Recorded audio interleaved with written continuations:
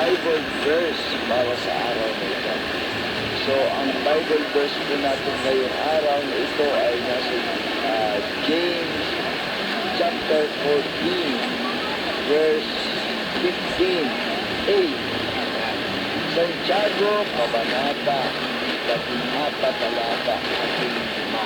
So, anong sinasabi po dito? Pagagalingin ng Diyos ang may sakit dahil sa panalangin may pananampalataya. So, tanong ko po sa inyo, may sakit po ba kayo ngayon? May karamdaman po kayo ngayon? So, purihin ang Panginoon. So, simpleng-simple po itong verse. May bilang po. Ang sinasabi po dito, pagagalingin ng Diyos. Pagagalingin ng Diyos ang may sakit. So, may sakit po ba kayo? May karamdaman ba kayo? Yan. May sakit ba kayo sa puso? May lagnat ba kayo? Inuubo ba kayo? Ito yung mga simpleng karamdaman. Ngayon, grabe, may cancer ba kayo? Yan, may tumor. Yan, meron ba kayong sakit sa lungs? Yan. So, ano mang karamdaman? Nagkakasakit tayo. Bakit? Ito ay bunga ng kasalanan because all of us are sinners. At dahil sa ating kasalanan, itong sakit ay bunga ng kasalanan dahil lahat tayo nagkakasakit. Pero anong sinasabi po dito sa ating Bible verse? James 14, verse 15. Pag-aagalingin ng Diyos. Amen. Pag-aagalingin ng Diyos ang may sakit dahil sa panalangin may pananampalataya. So kung may sakit tayo, daanin po natin sa panalangin. Una-una yan, prayer. Okay? Pandarasal. Okay? So, tayo po ay nagpupunta sa doktor. Ang doktor ay instrumento ng Diyos. Binigyan ng karunungan ng Diyos. Nag-aaral sila ng medicine. Asang galing yan? Yan talino. Ayan pinag-aralan na yan. Galing sa Diyos. Ano po, so, instrumento ng Diyos. Uminom tayo ng gamot. Daming gamot. No? Sa ulo, mayroong gamot. Ano po? So, sa baga, mayroong gamot. Ano po? Antibiotic para sa mga infeksyon. Nagpapagaling. Galing po sa Panginoon yan. Instrumento ng Panginoon. Ayun, yung instrumento ako na ginagamit ko, Lord, ay therapy. Galing sa Diyos. But, ito, ang number one, dapat may panalangin. Kahit na magpunta po tayo sa pinakamagaling na doktor, pinakadalubhasang doktor. Yan. Kahit na po, napakagaling ng doktor. No? Yan. Pero, kulang tayo ng pananampalataya at the Lord. So, kaya marami pong kahit nagpunta sa magagaling na doktor, hindi gumaling. Bakit? Hindi kalooban ng Panginoon. Yan. Hindi kalooban ng Lord. Pero kung magdadasal tayo, nananalangin tayo, na may pananampalataya, no? So, magagalingin tayo. Kaya naminsan na, meron nga diyan, di ba? Walang pambayad sa doktor.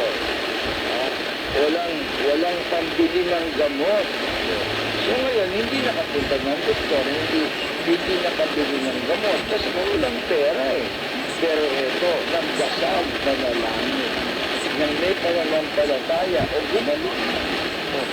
Gumaling. Halimbawa, tulad ng cancer. Hindi po ba talaga na wala naman gamot ang cancer, lalo na kung yan ay yung stage 4 o stage 5 o stage 5 pa na. No? Yan. No? Kahit na chemotherapy na, wala na. Minsan, nasabay nga ng doktor, ay naku, lang ng pag-asa. O yun na lang, miracle. Yes. No? Pero, tingnan ninyo, maraming mga may cancer. Pinagalingan pa nila. Galing. Bakit? Panalangin may pananampalataya. So yung pray over, brothers and sisters, ito, nakikinig kayo ngayon, meron may sakit.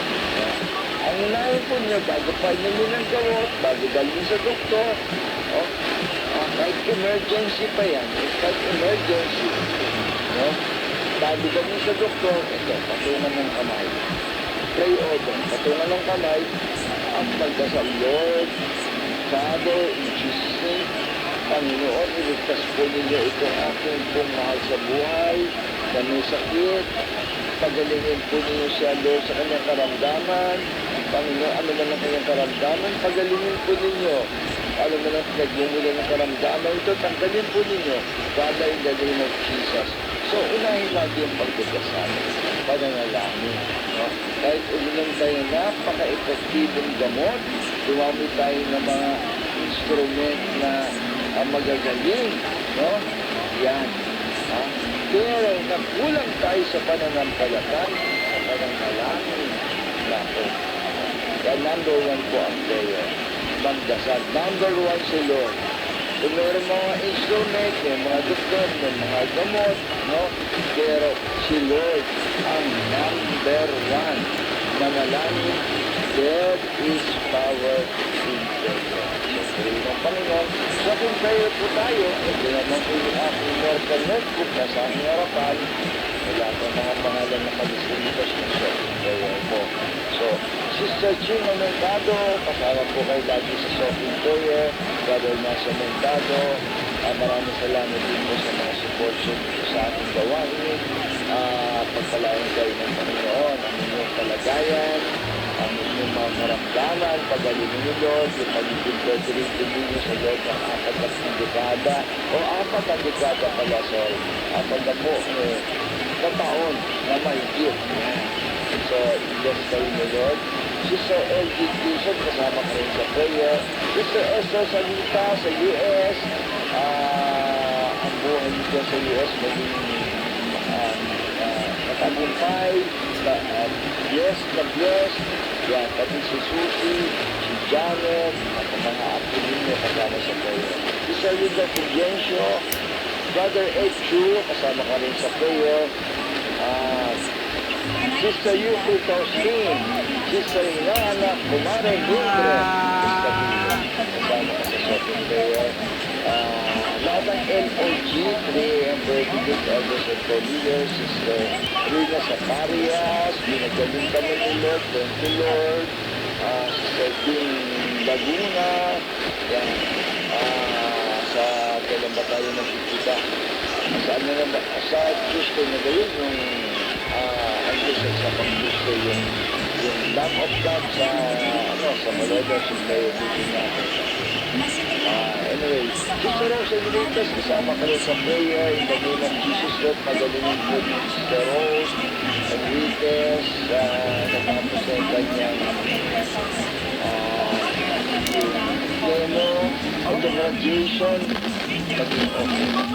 Jesus' name, amen. In the name of Jesus. No?